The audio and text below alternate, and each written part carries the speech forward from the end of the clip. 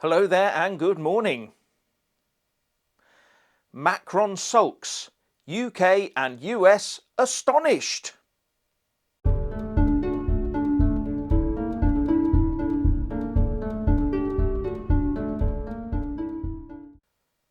As per usual, please like, subscribe and comment below. And when subscribing, please do press that little bell, but also select the all option, or you won't get any notifications when I publish a new video. So the news of the Aukus pact has resulted in Emmanuel Macron leading the French into a collective sulk as he suffers a bigger tantrum than Greta Thunberg when she arrives at her surprise birthday party at a McDonald's. Oh, diddums. The UK and US say they are astonished at the sulkiness of the French over the Aukus deal. So the UK and US and Australia quietly come to an agreement and the French throw an absolute wobbly when they find out. And now the UK PM Boris Johnson and President Biden of the US say they are astonished. And some would say that a baffled Biden is astonished because he thinks he's just found out too. You can imagine a befuddled Biden saying, "We're in a deal with Oz? When did that happen?" But Boris is astonished with the Macron reaction to the Aukus deal, but he's not astonished that Biden can't remember it. Anyway, the French reaction does seem a bit OTT, doesn't it? Now, it's easy to dismiss France's reaction as a sort of typical national hot-headedness. After all, the French are not shy to step forward and make their views known on occasion, are they? And with a submarine deal worth tens of billions being torn from their grasp, then a show of emotion might be understandable, especially as it comes at the same time as losing a lucrative fighter jet deal with Switzerland. And a bit of emotion might help when trying to get compensation from Australia over the lost submarine deal. But even then, pulling ambassadors from the US and Australia, scrapping an imminent defence meeting with the UK, pulling the rug from under EU trade negotiations with Australia and potentially the CPTPP. President Macron has been busy, hasn't he? But what if the French have got wind of how far this Aukus agreement might actually go, and that they are being purposefully excluded?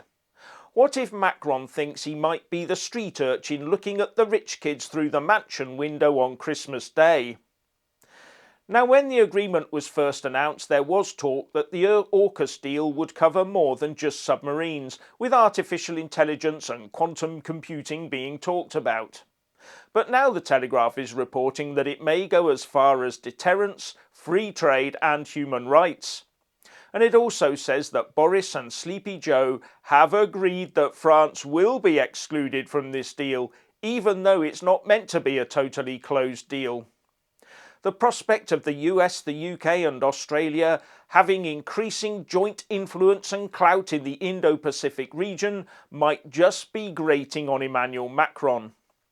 And Boris saying things about France like "Prenez un grip" and "Donnez-moi un break," which obviously translate from the franglais to "get a grip and give me a break," won't have helped calm French emotions, will it? Hence the talk now that France is even considering leaving the NATO integrated command structure. Again. But Boris said that he and Joe wanted to reach out to Paris and sort something out. But Boris also suggested that the French reaction was what you see when a relationship breaks up, hinting that the French are acting like a bitter, scorned wife whose husband decided to play hide the sausage with the bridesmaid behind a closed door at the wedding reception. And I would just love to see the French reaction when Joe Biden, Boris Johnson and Scott Morrison get together for the first of a series of Aukus summits in the future. Priceless.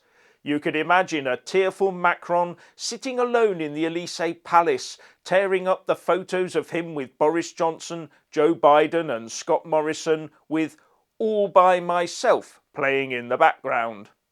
And because of this, Macron's popularity is sinking further domestically. He needs a face-saver to recover lost ground. But childishly throwing teddies out of cots is not going to make a positive impression on anyone, and it's not just the UK and US hinting at this. But now a word of warning. The UK is potentially getting into a very deep deal with the US Biden administration, an administration that would quite happily tear the UK apart to achieve a united Ireland, even if it meant the wishes of the people of Northern Ireland were comprehensively trampled on. And after Afghanistan, and with the US southern border in total disarray, Biden's domestic popularity is also tanking by the hour. He also needs a face saver. Yes, and I know that Boris's domestic ratings need a bit of a makeover too. But we elect Boris, we don't elect Joe Biden. So we need to make sure we don't make the same mistake that we made with the EU by putting all our eggs in the one basket. Anything we agree with the US should not be allowed to interfere with our sovereign independence, and it should not be allowed to interfere with the wishes of the people of Northern Ireland either.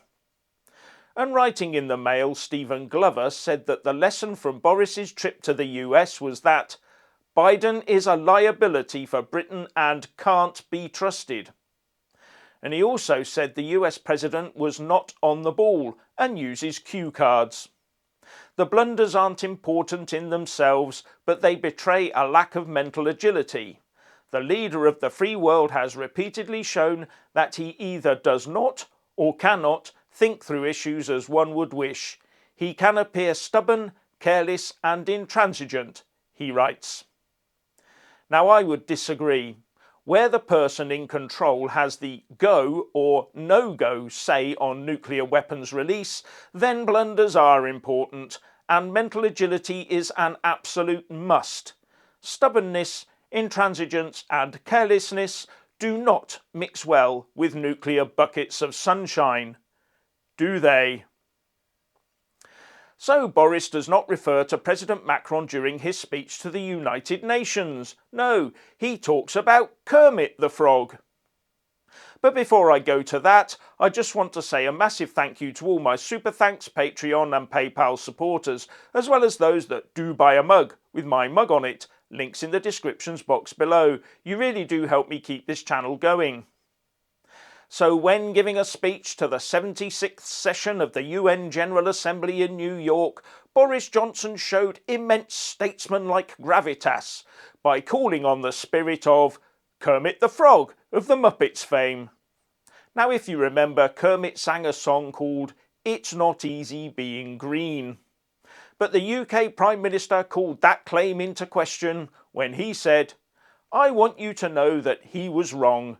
It is easy. It's easy, it's lucrative and it's right to be green. Although he was unnecessarily rude to Miss Piggy, I thought.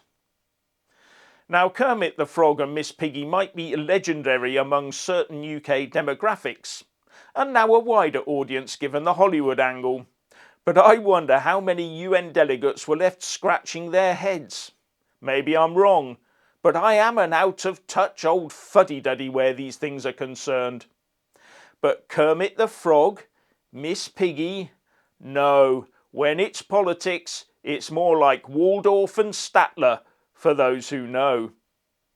So what's your opinion on the Macron reaction to Aukus? Please like and comment below.